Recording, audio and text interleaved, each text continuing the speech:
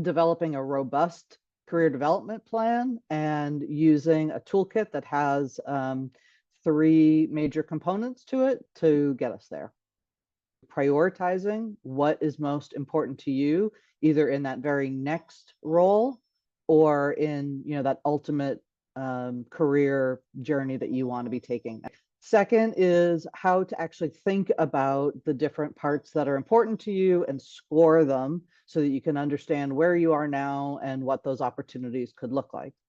Next, we're going to talk about how you can really identify the gap in your ability to secure that ideal or next role in a more concrete way. And then the last step is putting it all together to develop a one-pager that will give you a nice, easy way to see where you want to go and help keep you accountable to achieving that progress. So hi, I'm Joanne. I've spent about just under 30 years at Microsoft. In the majority of that time, the part of my job that I enjoyed the most was helping women achieve their career goals, continue to progress up on the ladder. And I think it's worth noting that am a working mom and have felt and experienced so many of the same things that so many of you are dealing with, whether it's things like imposter syndrome, mom guilt, time management. I've got 2 daughters who are now both in their 20s. I am married also for more than 30 years now.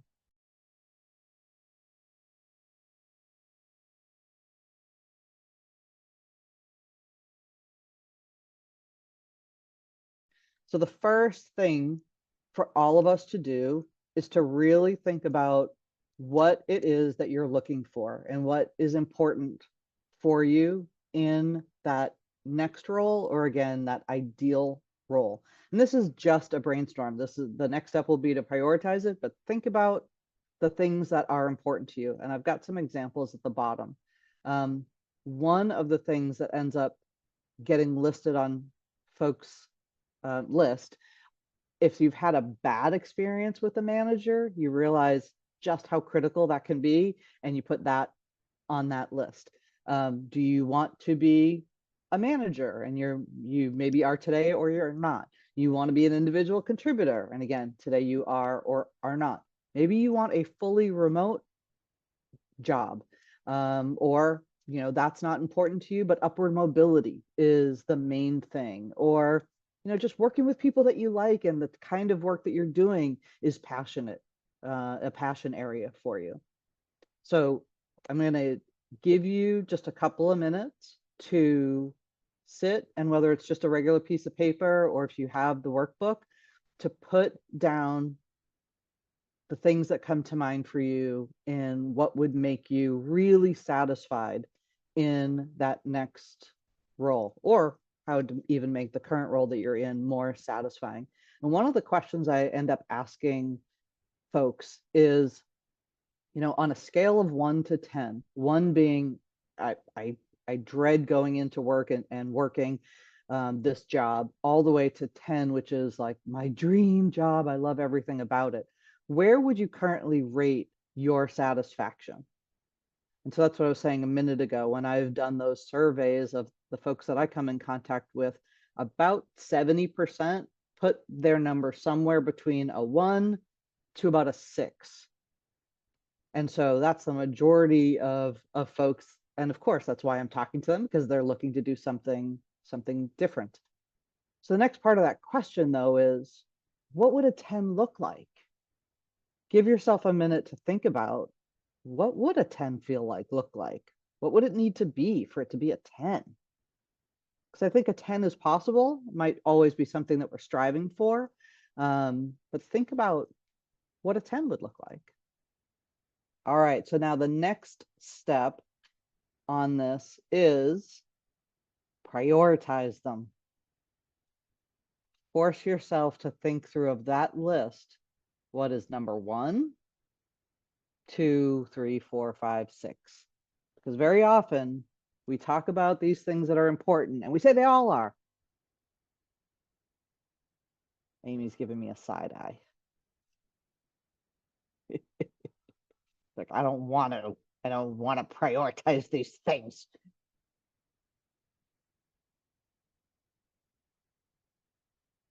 I'd love to hear where people get stuck. And, or is it really clear for you? Like, you know what number 1 is, you might know what number 6 is, and everything else kind of just is glommed in the middle? Or is this a difficult step for you? For me, it is a little challenging because I don't think any one of these, like none of these things are mutually exclusive from one another. I think they all kind of, spider web together, and how like, okay, feeling valued and appreciated can go along with having that flexibility, like being given that flexibility Hmm. can be also a sign of feeling valued and appreciated, and doing meaningful work and having a career path are, those are also connected to one another. So it's kind of hard to parse them out Hmm. in little silos. Okay, well, but I don't want to let you off the hook. I still want you to prioritize them, because you could be getting a pat on the back and recognized in all of the ways that many people think of recognition. And if another part of your list is, and I want to be paid a fair wage, like, right? We probably have all come across times where you felt like you were hearing the right words, but it was never ever showing up in your paycheck or in a promotion or whatever your definition of like the financial success is. And so really wanting you to spend that extra cycle of, if it was only one or another, if you force them to be kind of binary, where would you put different items? Tanya, it looks like you wanted to add something maybe. No, my question was, yeah, I'm trying to digest all that, but my question was around, so you are asking us to pick 6, and so curious why is 6 the sweet spot? It isn't necessarily. I just decided how much would fit on a spreadsheet. It was felt like 5 was too few. 10 would be way too many. And I think it helps. I think all of these exercises are really just to get each of us thinking about what is important. And I think the thought exercise in and of itself is the key part, and 6 was fairly arbitrary. All right. Oh, hey, Deb. I'd done this exercise right when I came back from my second maternity leave, and it was interesting because at that time, I was really looking for a new job. And since I had little kids, like I felt like I was going into every conversation with like my number 1 is like flexibility. But then like when I had done this work previously, it was like actually for me, the most important thing, and it's still true, is like the work has to be energizing. Like flexibility is a non-negotiable, that's like further down the list, but like just having flexibility is like definitely not, it's table stakes, but not enough to be like my top thing. So for me, it's like the work itself is number 1.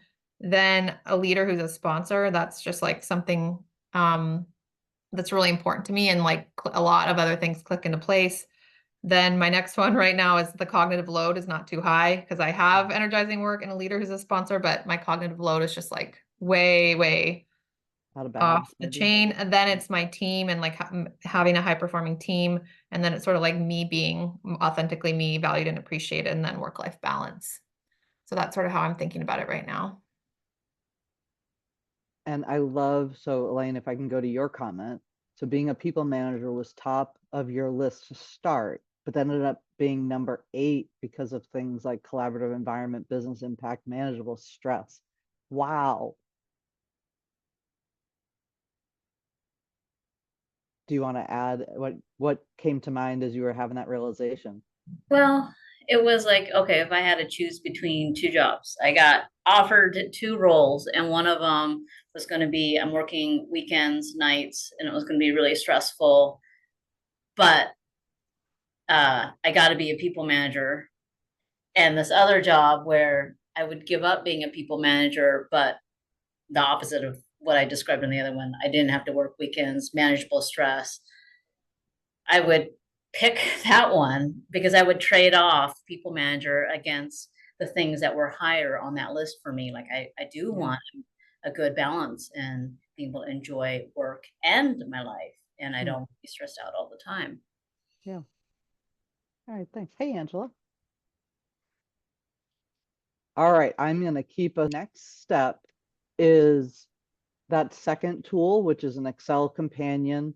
But again, you can do this on your own in just from almost a gut feel standpoint. But if you want to do it very analytically, built this tool that will help you see an actual number. Some of the folks that I work with tend to like to see that.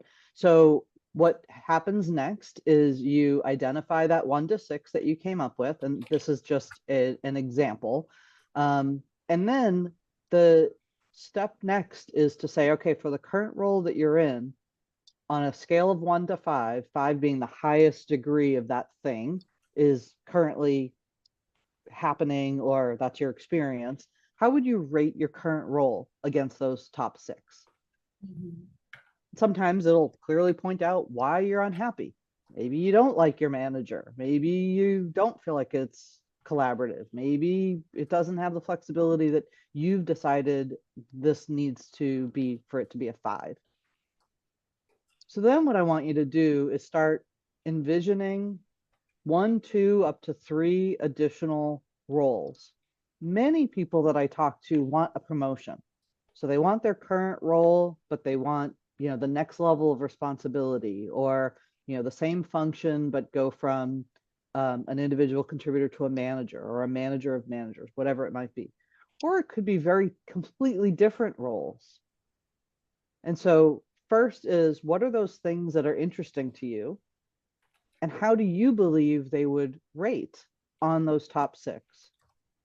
Now, let's be fair. At the beginning, these are educated guesses, and it will give you a roadmap to say, hey, role number 1 is ultimately going to score very high, but I want to find out, is flexibility really a 5? Is the manager really a 3, a 4, or 5? How do I find these things out? So again, this is in the workbook, and there's the Excel guide to have you actually plug it in, and it'll give you the answer. So this is the empty template that's in the workbook, filling out the characteristics, the current roles, gives you a space to jot down your numbers for the different roles and characteristics. So what will end up happening if you go through the Excel spreadsheet and do this work, you will see a weighted score for your current role and for the new roles. And what you're going to see potentially very quickly is, again, why is the current role rating or feeling so low on that scale of satisfaction today?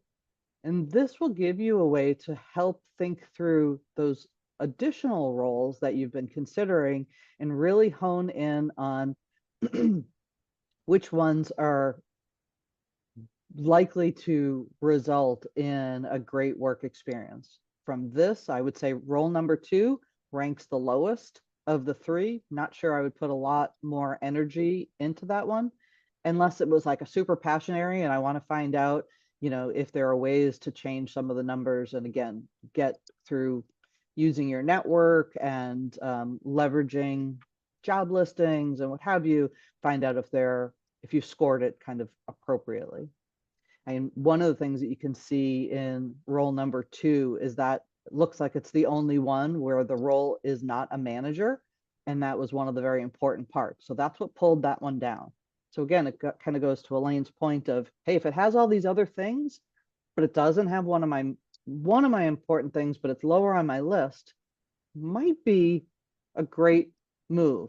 And again, if you're comparing it to where you are today, it's a move forward.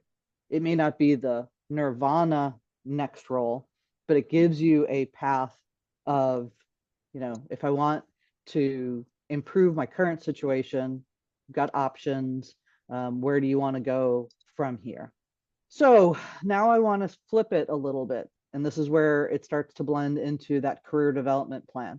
So now if you had identified in the last one, I'll go back for a second. So role number 3 had the highest score. So let's say this person's like, yep, that's it. That's the thing I want to go after. That's where I want to, that's the job that I'm gonna win. So now, if that job was currently open and you're the hiring manager, what are the characteristics that the hiring manager is looking for? And then how do you think you compare to what they're looking for? That's going to help you identify what gaps you have and how big are those gaps. Right? If there's a role that you know that you fit a bunch of it, and I always have to make the statement, we know women only apply for roles when they fill something like more than 80% of the items that are listed, where men will do that at 50%. So this is not a conversation of where you should apply for. I think we should apply for anything and everything that we're interested in. I don't want you to sit on the sidelines and see a great role go by because you think that the gap is there and it's too big. But this is from a career development standpoint. If you were to say one of the characteristics that that ideal role needs is someone who's a, kick-ass project manager, whatever it might be, and you're like, yeah, I'm okay. I'm not great. If I was going to be kick-ass, I would need to improve by updating my skill set or, improving that in some manageable way. That is the stuff that we're looking for to say, what do you need to develop in your personal toolkit to be able to go and compete and win that role? Is this how you've thought about your career development previously? I think we tend to think about the things that we want to learn. Yeah. There's probably a million different ways to get this done. This is what I have found is helpful. And I think having a structure at least forces you to think through the different components.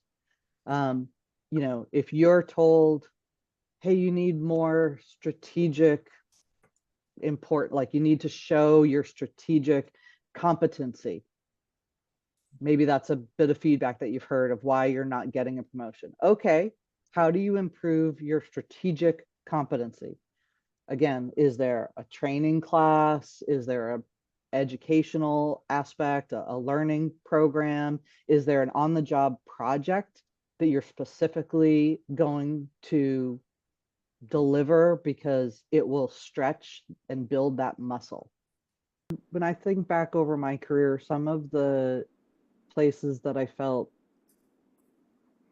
that I took more ownership was even within an existing role of like, hey, I think we have a problem over here. It might not be part of my day-to-day job, but I'm going to go jump in and see if I can work on this, help solve it, whatever. And what I found, at least at that company, is they're like, if you can keep doing your day job and you want to do something extra, like go for it. And that's where I was at the time, that your capacity changes, of course, over your life. But I think those are some of the areas where it shows whether, again, be the strategic evaluation of something, a different recommendation, et cetera. So I think part of this is the brainstorming of, if that's the challenge, what are all the different ways that we're going to be able to overcome that challenge?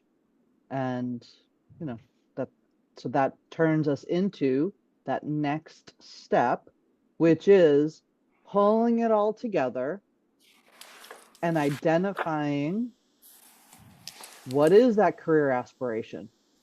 Again, this is your document for yourself. It is not necessarily something you need to share with anyone. This could be the next job, or it could be that, 10-year out job. It's however you want to complete this. Think about your key accomplishments. We're all so good at beating ourselves up about what we didn't do well enough.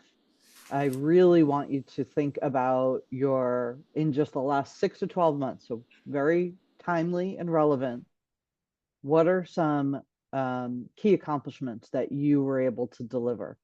That helps put you more in a frame to fill out the rest of this document from a space of, being in a positive thought about yourself and what you're able to do.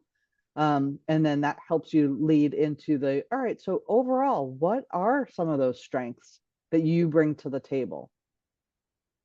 Again, that next part ends up being from that gap assessment, right? Where have you identified these gaps in what you would need to resolve before you'd be able to achieve that, again, next goal or ultimate career goal? I put in here this overall table of if it's a place where you're, you know, trying to move up within the existing company, I've put together like what are the company attributes and where do you assess yourself. I think that can be helpful for those that are in that kind of corporate environment. Not everyone's going to have that table to fill out. But once you've thought through those development needs, now I want you to take each of them and list what you're going to do to resolve it. Like, what is the item? Again, strategic competency, whatever it might be, managing others, executive presence was one I used to hear a lot, right? So what are the items that you're going to make your own commitment to improving? And then specifically, what are the action steps you're going to take and by when?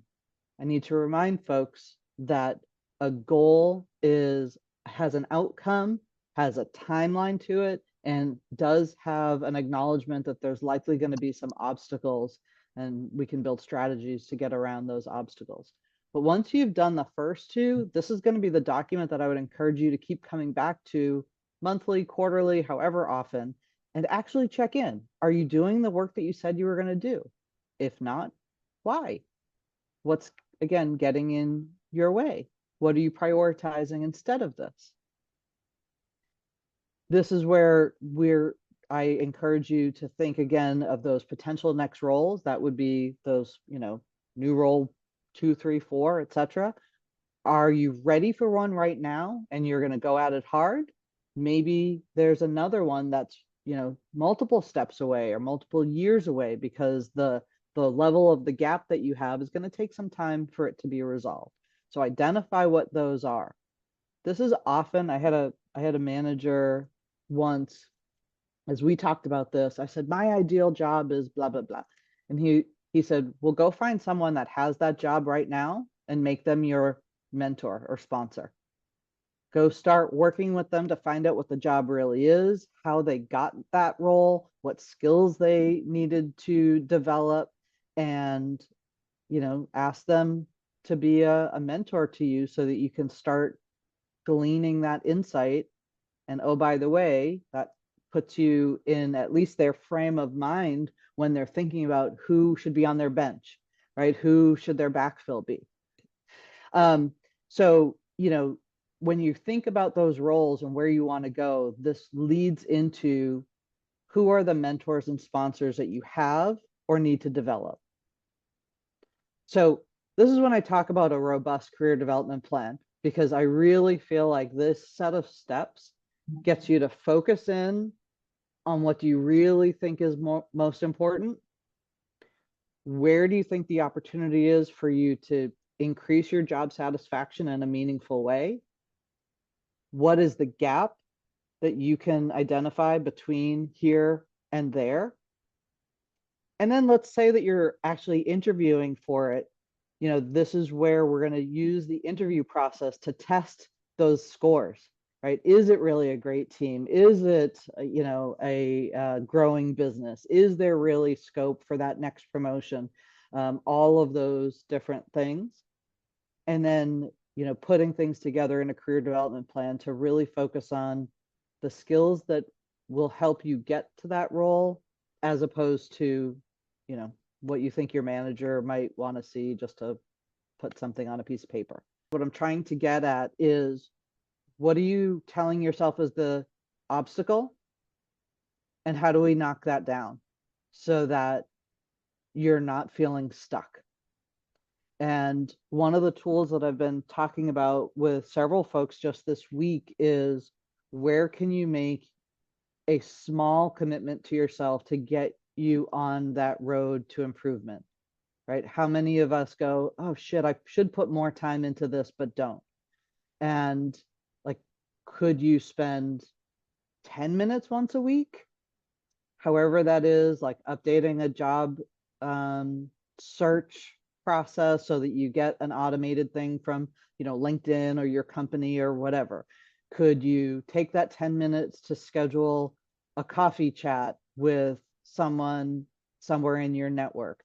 You know, if you start with just 10 minutes and build it into your schedule and commit to it, can that 10 minutes grow to 20, grow to whatever you want it to be? But where are you, if you're not satisfied, what can we do together to get you out of that not satisfied, out of any kind of stuck, and moving forward? That's what I want for everyone. I think we all deserve it. We put so goddamn much time, energy, effort, mental brain space into our work lives, and we deserve it. Thank you to all of you for attending. I hope this set of tools, conversation has been helpful. Looking for any kind of support in creating that path forward. I am still taking on additional clients, and this is a key part of what I've been able to do with others to land really great jobs and at least figure out what their plan is. Y'all have a great rest of your day.